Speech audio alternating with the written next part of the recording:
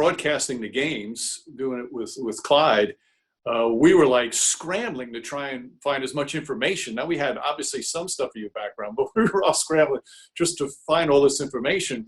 And I think one of the things that I found so appealing was how happy your teammates were for your success. We had so many shots of them on the bench when you make a play, and your teammates were downright giddy. And to see teammates that happy for another player's success, I thought was one of the real parts that was heartwarming to watch. Did you feel that while you were playing?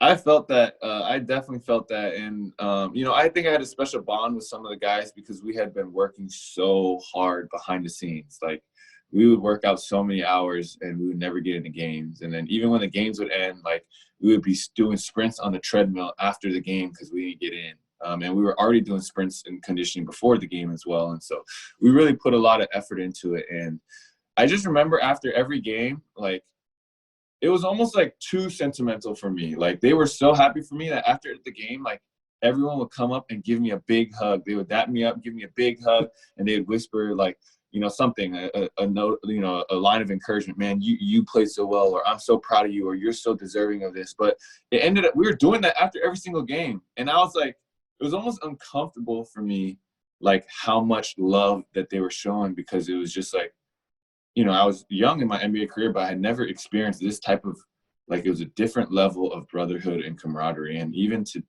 this day, like, when I see some of these guys, or when I go from city to city or whatever, like, and I eat with them, like, it's just a special type of bond. And they were just showering me with so much love. And, it almost didn't feel real. It felt like too much. That kind of goes to show you what a good group of guys my teammates were.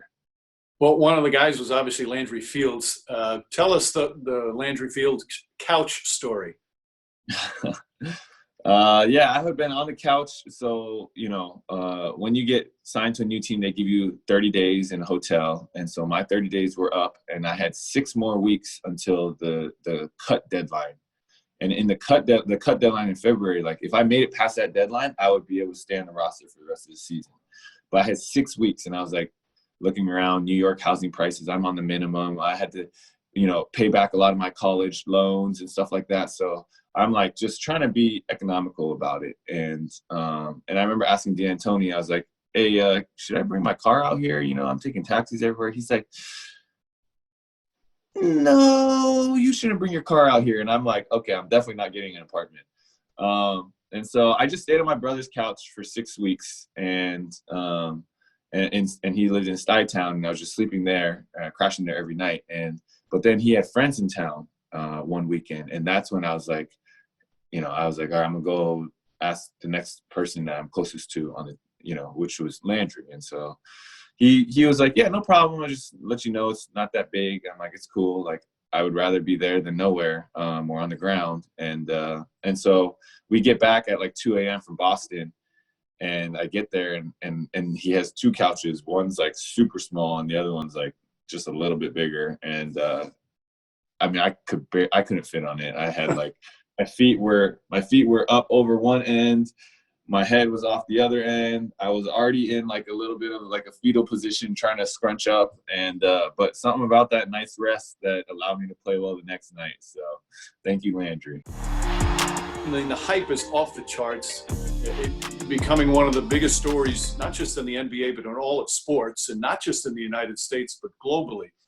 How overwhelming did that get, and the pressure you must have felt in terms of now all the attention is on you to go from where you were to then? How difficult was that? It was very difficult. Like, for me to say it was very difficult, I could talk for an hour about how difficult it was. I was just scared. I'm not somebody who played basketball to become famous. I'm more somebody that had to learn how to deal with some of the I guess consequences, because there's a lot of pros, but there are also some some negatives to fame. And so I was just scared. people were changing around me. People that I loved and trusted were changing around me. People were trying to get stuff from me, or you know, whether it was the attention or the fame or the money or whatever. And so it was really hard. And then even the hardest part about basketball was that I started to see a shift in my heart, that I was trying to play to be who everyone else wanted me to be, or who everyone else said I was to be. And I ended up trying to live up to this phenomenon of Linsanity versus being comfortable with who I am. And I think that's where it was, you know, a 5 to 7 year journey. I would say about a 5-year journey where I had to kind of, you know, take a look in the mirror. And I made a lot of mistakes. I made personal mistakes, lifestyle mistakes, basketball mistakes. And I had to really look in the mirror and refine my faith and my identity in Christ as just like me, not Linsanity. And that, you know, so I lost a lot of joy for the game. And I remember being actually pretty miserable at times. You know, I remember like the first 2-3 weeks were awesome. And then after that, it just became, you know, the anxiety came back really heavy. Like I remember just feeling like, wow, I'm pretty empty in my heart, because I just felt like I was just trying so hard to live up to everything that everyone was building me up to be. Yeah. I don't think a lot of people can relate to that kind of intense spotlight that you go through. And obviously, you know, we've heard from you so many times how your faith has guided you through so much of that.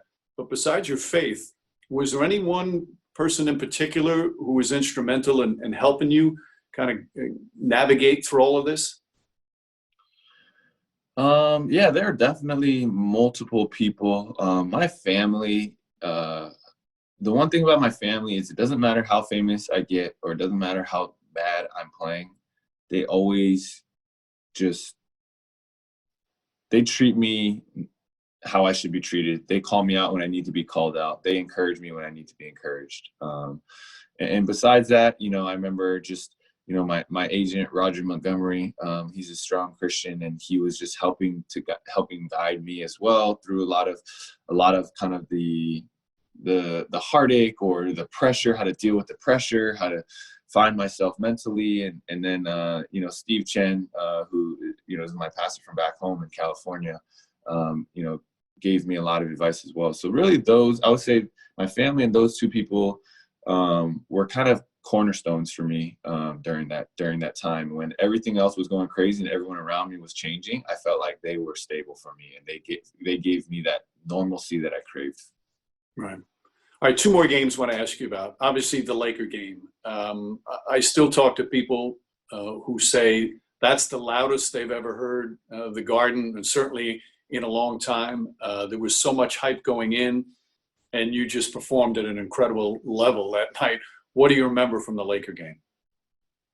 I remember, you know, first off, for the previous, you know, 48 hours up to that game, it was just, I mean, you couldn't go anywhere in New York. Like, I was trying not to look at anything, and I was trying to remove myself from it, and I couldn't even do that. Like, it was billboards.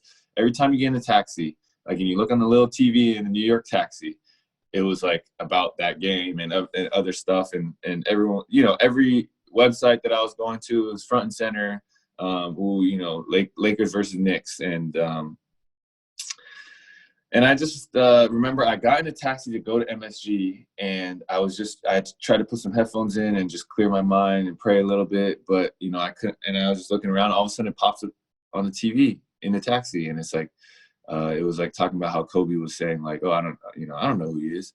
And for me, like, I grew up in Northern California. And so I grew up a Warriors fan, and, you know, one of the, I mean, NorCal and SoCal have this like huge rivalry. So it was like a huge no-no to root for the Clippers or the Lakers. And that's what it was like growing up for me. And so now it's like the Lakers, all my buddies from NorCal were hitting me up like, dude, you better show out tonight. Like, this is against the Lakers. And so after Kobe had kind of said that, I was like, dang, why did he say that? And I was like, you know what? Every time I touch the ball, I'm gonna be aggressive. I'm trying to shoot as many times as I can, and obviously within reason. But I was like, if I'm unsure, it's going up, and that was kind of my mindset going into the game. And you know, and I remember, you know, they put Derek Fisher on me, and they're going on under a lot of pick and rolls because people didn't know if I could shoot, and they were, you know, and then sometimes they would switch out the big men. And so I ended up getting a lot of shots, and I got into a good rhythm. And from there, I remember in the first like 3 minutes, I think I had like 4 buckets, and I was like, you know what, it feels good. Everything's feeling good. I got a great rhythm. And like you said, I've never heard the Garden that loud. I've never heard the Garden that loud. Lin for 3. Bang!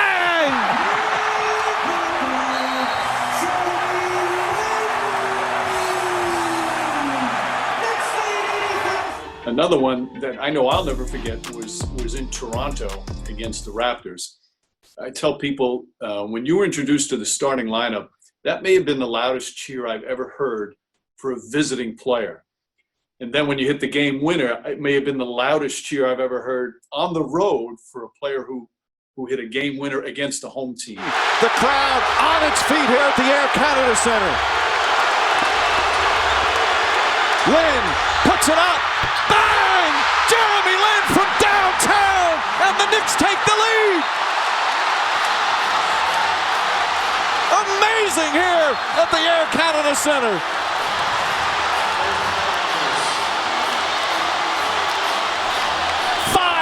Of a second remaining. Linsanity continues. And that was an incredible night because the team was struggling a bit. I think we were down as many as 12 in the fourth quarter. Take us through that game and especially, obviously, the ending. Like you said, we were struggling. Toronto came with a great game plan, and they knew exactly, they were fully prepared. And the fact that it was a home game for us on the road made it so that Toronto was even more like ready to go. And so I remember just getting stormed. I remember thinking like, dude, I am playing so terrible. And like somehow the stats were deceiving. Like it made it seem like I played better than I really did. But in my mind, I remember we're down 12 with like, you know, whatever, 3-4 minutes left. And it seemed like it was out of hand. And I remember like there was just a few people courtside who were just hounding me and just like going off, teeing off on me verbally all game. And I was just like, getting so frustrated. And then within the last, like, we were down 6 or something like that with just a minute left or something. And then next thing you know, it was bucket. You know, Shump got a steal, gets a fast break, other things like that. You know, Amari gets an and one, I get an and one. And I think we're down 8 actually. And all of a sudden it was like, you know, we had tied it up or something. And I remember Shump comes down, he shoots that mid-range jumper. It goes off just by a little bit. Tyson does his Tyson tap, and I catch it, and I'm like, okay, it's me against Calderon. And I was like, and I remember I see Tyson, he's like inching up. He wants to come set the pick and roll, and we have about 15 seconds left, and I'm like thinking to myself, if he comes and sets this pick and roll, they're going to double me. And I was like, I need to get this shot up. I need to shoot this shot.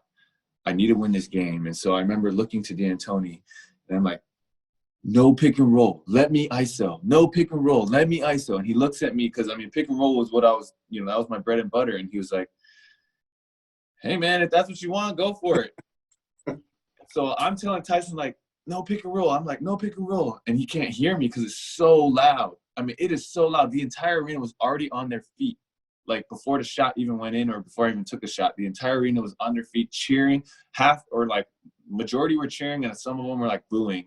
The hardcore Raptors fans were like booing. And so I was like, just go anywhere, but like go anywhere, just don't come near me.